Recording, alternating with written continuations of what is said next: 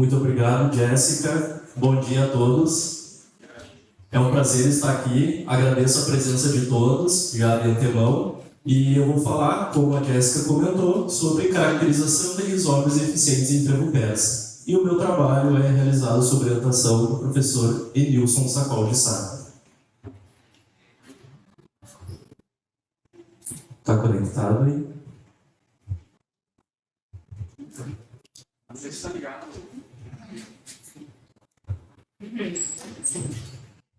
Importante ligar. FBN, fixação biológica de nitrogênio entre leguminosas e rizóbios, já é bem conhecida. A fixação biológica nada mais é do que a transformação do nitrogênio, N2, presente na atmosfera, em amônia, por bactérias conhecidas como rizóbios, que tem uma enzima conhecida como nitrogenase, capaz de realizar essa transformação, liberando então esse nitrogênio para as plantas em troca de compostos provenientes da fotossíntese da planta. Os rizóbios são bactérias de vida livre e simbiontes. De vida livre, quando no solo, não realizando a fixação biológica, mas quando em simbiose, formando nódulos nas raízes das leguminosas, são capazes de fixar o nitrogênio e viver como bacteroides, que são formas específicas desse rizóbio, capazes de realizar essa função. As leguminosas, como o trevo persa, que é um objeto de estudo, pode se beneficiar, então, dessa fixação biológica.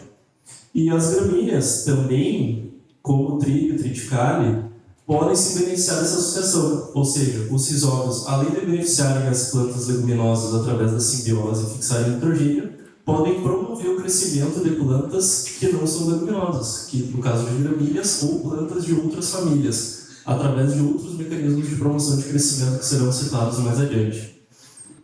E, então, a utilização de micro-organismos permite um aumento na sustentabilidade e racionalização do uso de insumos, porque, primeiro, através das leguminosas, diminuindo a necessidade, ou até mesmo anulando essa necessidade de adubação nitrogenada, e diminuindo a necessidade de adubação, principalmente de nitrogênio, mas também de outros nutrientes nas famílias não leguminosas.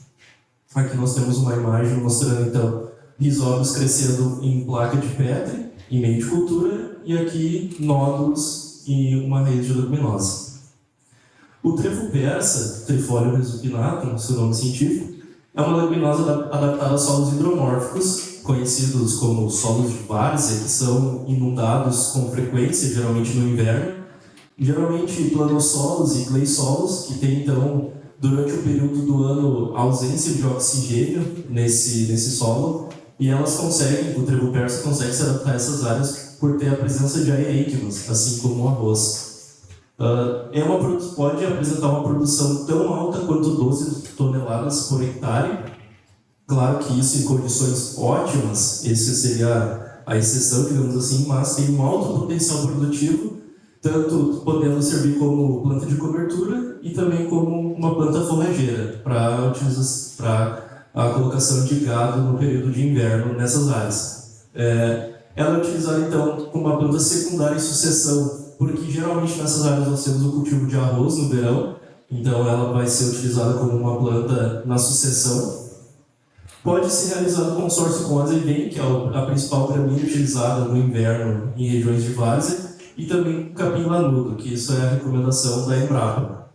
E existem hoje, principalmente no mercado, as cultivares Resteveiro, que foi desenvolvida pela Embrapa, e a Lightning, que é uma cultivar que foi desenvolvida na Nova Zelândia e que está sendo importada aqui para o Brasil e sendo utilizada em uma quantidade relativamente alta. Do que eu tenho conhecimento mais do que a Resteveiro. Aqui eu trago alguns dados do trabalho do colega Adriano, no mestrado dele, que mostra que o trevo persa, quando utilizado no inverno, em áreas de arroz, é capaz de... aqui aumenta a matéria seca no inverno, com o trevo persa, em comparação com poussil, que é aqui o inverno com o trevo persa.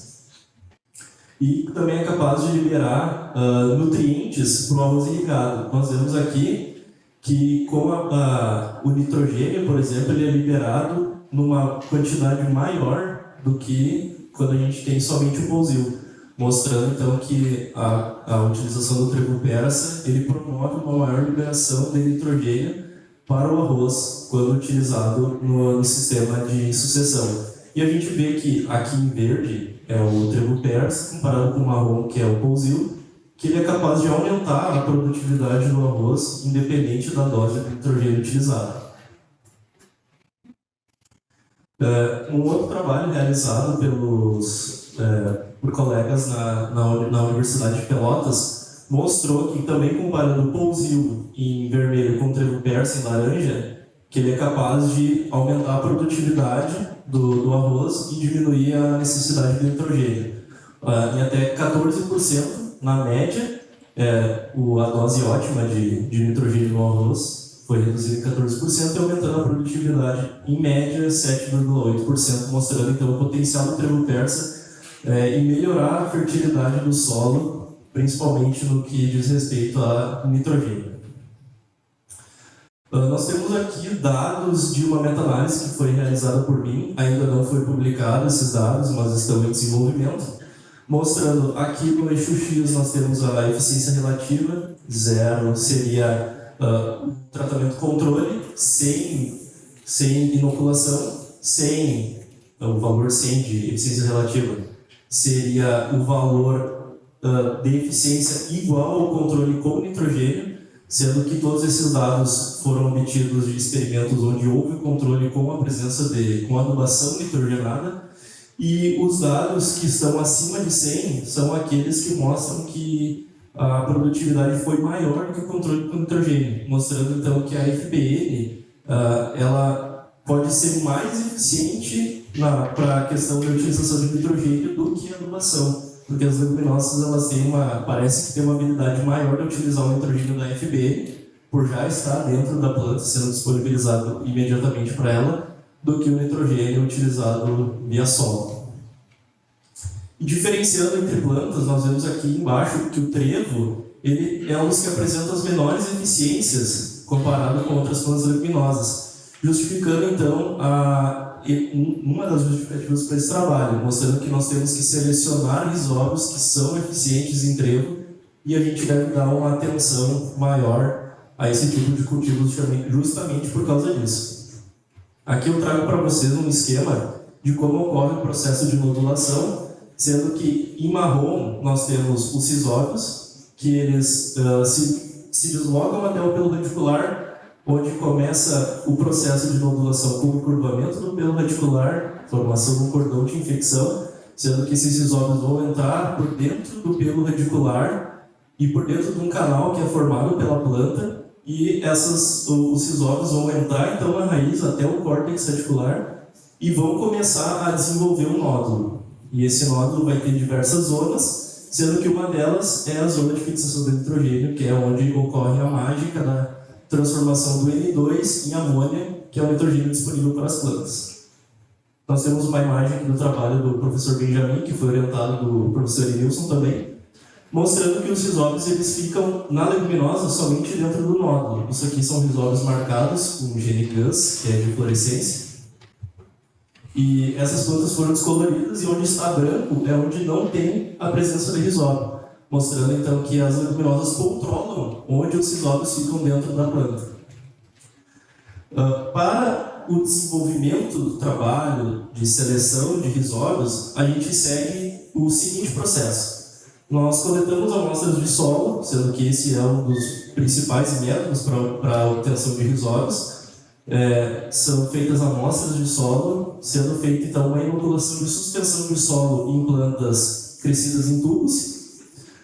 Esses nódulos que vão crescer, vão se desenvolver nas plantas leguminosas, são macerados em placas. Nós temos aqui o isolamento então de algumas culturas de risóbios, que nós supomos que sejam risóbios principalmente pela característica morfológica delas. Posteriormente, nós fizemos uma reinoculação, novamente nas mesmas plantas, para a gente fazer a certificação e ter a certeza de que esses risóbios que foram isolados são aqueles que realmente induzem a nodulação nessa planta.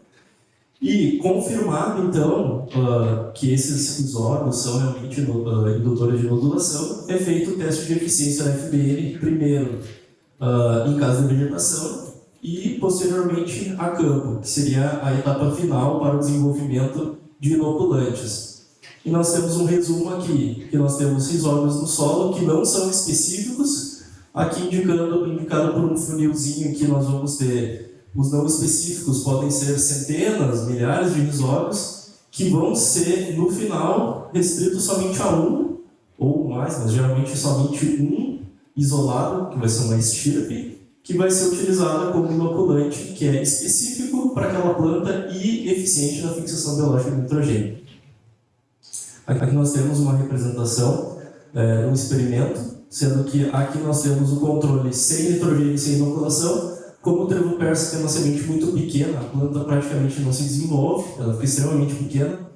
O controle com nitrogênio e o rizóbio eficiente. E aqui nós vemos novamente que é possível que, quando aplicado, feita a inoculação com rizóbio, que a planta se desenvolve mais do que aquela planta que recebe o nitrogênio e não é inoculada, mostrando que, geralmente, a eficiência dos rizóbios é maior do que somente a adubação com nitrogênio. Alguns dados comparando a nodulação no eixo X com a eficiência da FBN na cultivar Lightning mostra que aos 12 dias nós temos uma relação ainda baixa, 0,56, e aos 22 dias nós já temos uma relação um pouco maior entre nodulação e fixação de nitrogênio, de 0,73, por aí. Mas nós vemos que aqui em cima, que é o mais eficiente, que é aquele que nós estamos buscando, ele já mostra sinais de eficiência logo no início da nodulação. Aproximadamente 2 semanas nós já temos uma nodulação que é já maior comparada às demais, e isso já nos indica que essa é uma estirpe mais eficiente do que as outras, mostrando que a nodulação, a velocidade da nodulação, ela é importante para a eficiência da nodulação, e isso principalmente a campo, porque nós queremos que essas plantas se desenvolvam de forma rápida no solo, e principalmente que essas bactérias tenham capacidade competitiva com as bactérias do solo. Então, isso é muito importante. E agora, comparando a cultivar restebeiro de trevo persa com a cultivar Lightning, nós temos aqui esses 4 quadrantes, sendo que o primeiro mostra bactérias que não são eficientes em nenhuma delas. Nesse quadrante nós temos bactérias que são eficientes somente em Lightning e não foram obtidas nenhuma nesse estudo. Aqui nós temos as estirpes que foram eficientes somente no restebeiro. Nós temos aqui 4 semias que são provenientes do banco de estirpes da antiga Fepagro. E na parte superior da direita nós temos a estirpe que é eficiente em ambos, que é a gente considera eficiente, que é um valor relativo acima de 75% de eficiência, comparado com os controles sem adubação e com adubação nitrogenada. Vendo então que a semia 2017 ela é a mais promissora para fixação biológica de nitrogênio em restebeiro e Lightning, que é o que a gente está buscando, uma estirpe que seria eficiente em diferentes cultivares, não apenas em uma cultivar. Falando um pouco sobre a especificidade, então, explicando por que ocorre essa especificidade, porque não é possível que a gente utilize um rizóbio para todas as leguminosas, por exemplo, para soja, que não vai ser eficiente. E essa especificidade ocorre através de alguns mecanismos bioquímicos, sendo que, fazendo uma analogia, é como se a bactéria e a planta estivessem conversando. E elas devem falar a mesma língua. As duas devem falar, por exemplo, português. Se uma fala inglês e outra português, elas não se entendem e não vai haver a associação entre as plantas. Aqui nessa imagem nós temos as estrelinhas que mostram onde ocorre essa especificidade. Primeiro nós temos a secreção de flavonoides pela planta, que é a liberação de moléculas que são sinalizadoras, e os rizóbios, no caso, detectam a presença desses flavonoides que são liberados no solo, e quando são flavonoides, então, específicos, nós temos aqui, a bactéria identifica isso, ativa genes específicos que vão fazer com que esse rizóbio se desloque até a planta. Chegando na planta, nós temos aqui a síntese de fatores de nodulação que são produzidos pelos rizóbios e que vão ser identificados pela planta. Aqui, a estrelinha, na segunda estrelinha. E a planta tem que identificar esses fatores de nodulação também. ou seja, mostrando que é um diálogo, que é uma via de duas mãos. E a planta deve fazer essa identificação. Se ela não fizer a identificação, não ocorre a modulação e fixação eficiente do nitrogênio. Aqui nós temos mais um fator de especificidade, que é a produção de exopolissacarídeos e efetores específicos, e aqui nós vemos também outros pontos de especificidade em que, se não houver esse reconhecimento, não tem infecção e modulação. E um desses mecanismos é a ativação de resposta de defesa da planta, que ela identifica o rizóbio como um invasor e um possível causador de doenças. E ele a planta vai impedir que essa simbiose ocorra por causa disso. E, por fim, mais um mecanismo é a produção de peptídeos antimicrobianos, que são o quê? Já dentro da planta, nós já temos a produção de nódulos, mas o rizóbio ele precisa se diferenciar em bacteroide para fazer a fixação de nitrogênio. Só que a planta libera alguns compostos que algumas vezes impedem essa diferenciação. E nós vamos ter então um bacteroide lisado, ou seja, ele vai morrer. Nós vamos ter uma planta com nódulos, mas sem fixação de nitrogênio. Então, esses são alguns dos mecanismos de especificidade.